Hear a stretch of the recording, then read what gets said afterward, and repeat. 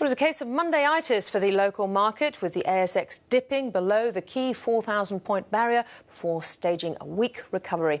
I spoke to Ken Howard from RBS Morgans a little earlier.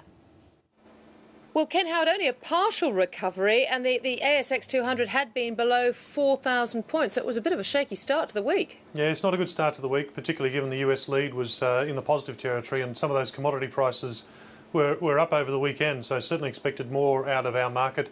It has been underperforming a lot of the global equity markets for months now, and perhaps some of that can be attributed to the strength of the Aussie dollar. So maybe international investors are looking at the Aussie dollar still at parity and seeing it as a funding source for capital, and maybe that's why our share market's been under pressure. But you're right, a pretty disappointing start to the week. All right, to a couple of stocks. Billabong International shares resumed trading after last week announcing that heavily discounted capital raising. What happened to the stock? Look, the share price has good as halved between closing, announcing the rights issue and opening again today. So trading below the rights price, so that's clearly a vote of no confidence by those shareholders selling today.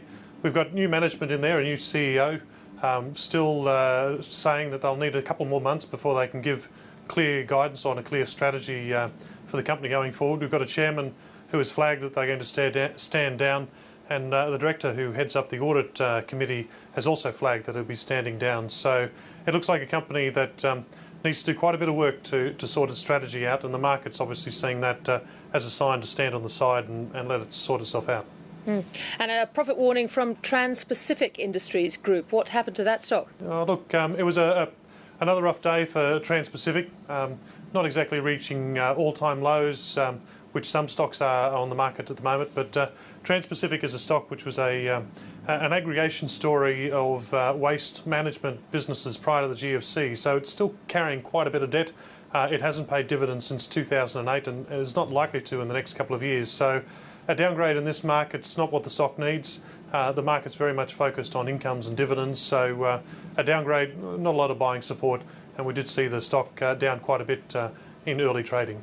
And what about investors? Have we seen any tax loss selling ahead of the year end at all? Yes, look, for those lucky investors who have made some reasonable profits this year, it's a good time to go through your portfolio and see if you're carrying any shares that have a loss on them. There's no point paying capital gains tax and carrying a loss into the new financial year, so you might as well realise that loss so as to presumably there'll be a few of them. Tax. Yes, yeah.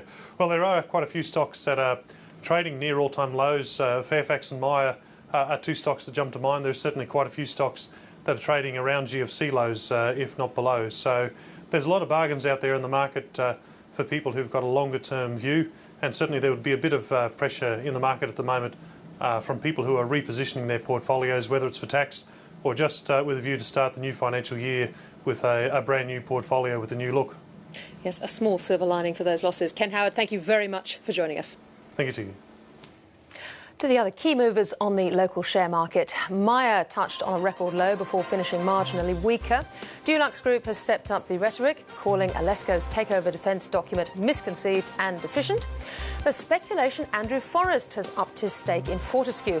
A raid was launched by a mystery existing shareholder for 60 million shares after the market closed.